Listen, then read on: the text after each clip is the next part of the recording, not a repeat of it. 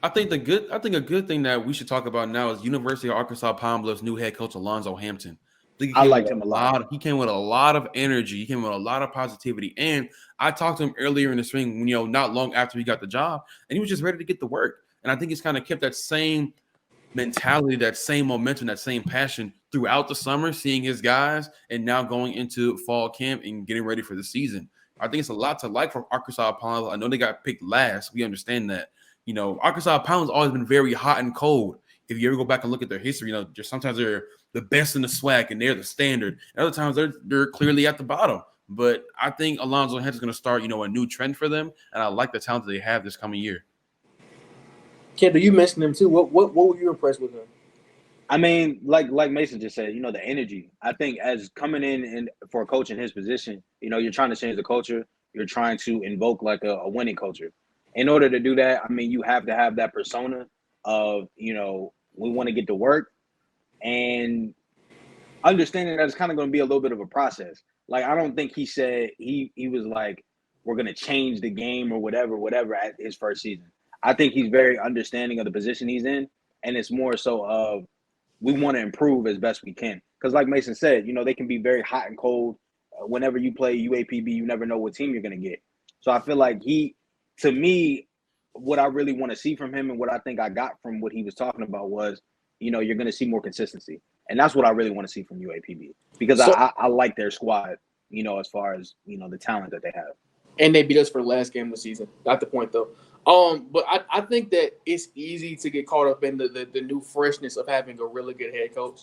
We're having an energetic head coach, having a new voice in the building. But it's all about what you do on the field. How seeing the change. We can go get, anybody to be a great marketer, bring all the, we're going to change this, we're going to change that. It's like getting a new president. How many things do presidents actually invocally change as soon as they hop in office? So that's how I'm looking at it. I need to see on the field, week one. I mean, obviously he can't prove what his vision is yet, but, he crossed one thing off the list, and that's being a good marketer and good, statesman for change. Well, let's keep this in mind, too, when we talk about head coaches.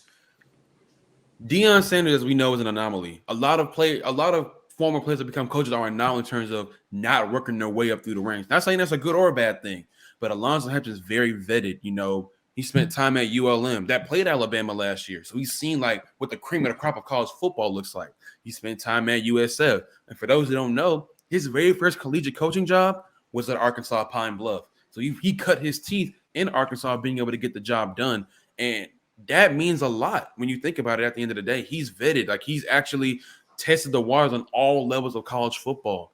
That allows to be more prepared and actually see, hey, this is what it looks like. And keep in mind, it's a first-year head coach. When a team is as bad as Mississippi Valley State or Arkansas Pine-Bluff, at the end of the day, you're not worried about the most complicated passing attacks. You're not trying to open up the entire playbook. Execute the offense, execute the defense, get downfield, field goals, touchdowns, defensive stops. You're trying to keep it simple. And then as a team, understand your concepts. Then you get a little flash, a little complicated. Make it Alonzo Hampton's team. But the best part about a new coach developing something is just being sure to set the foundation of good quality football. Definitely. And kind of going on top of that, I think one of the things, and this is for all the new coaches. I think one of the things that really stuck out to me was the players that were there. They really seemed like they bought into what their coaches were saying. I think an important thing about having a new coach, obviously, is getting your players behind him. Obviously, and we've seen it on a more national stage with Deion in Colorado, but it happens everywhere when new coaches come in. You bring in new players. There's a lot of turnover, all of that type of stuff. I think once you have, and a couple of them mentioned it, once you have guys that really buy into what you're selling, buy into the system, buy into the process, I think then that's when you can get that change and it can happen a little bit quicker. So I was really happy with that too. So would you say it's similar to Coach Robinson from last year? I mean, aside from the fact that, you mentioned he had previous head coaching experience. Was it the same kind of energy, the same kind of vibe? I'm here to make a change type thing. Was that the energy in the room, Mason? Yeah.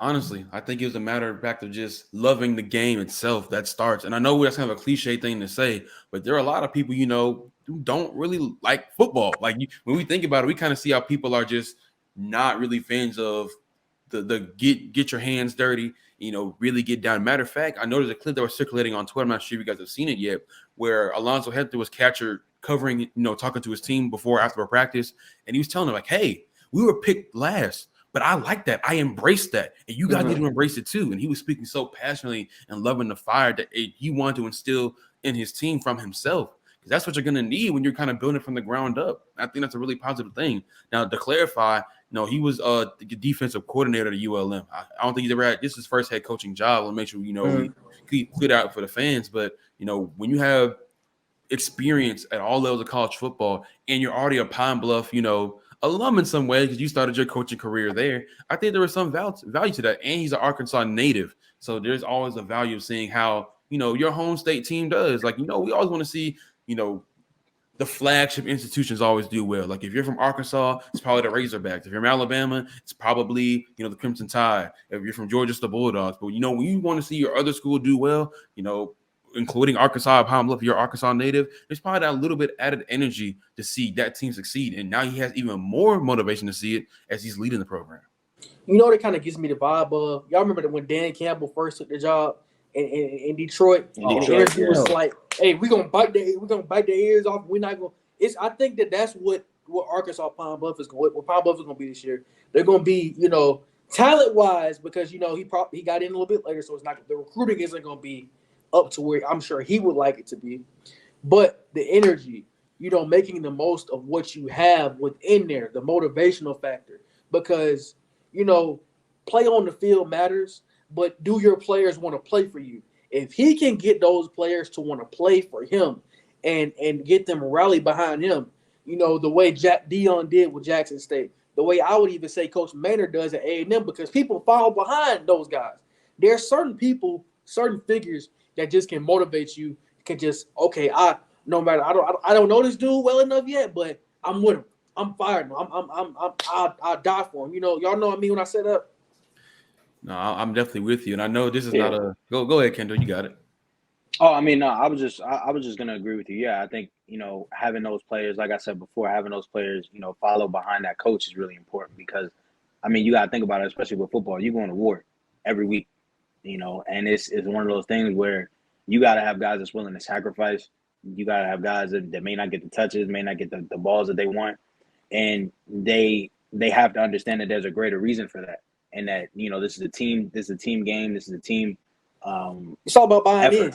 Yeah. So this is a team effort. So you really got to buy into the team, which I feel like, those guys are doing.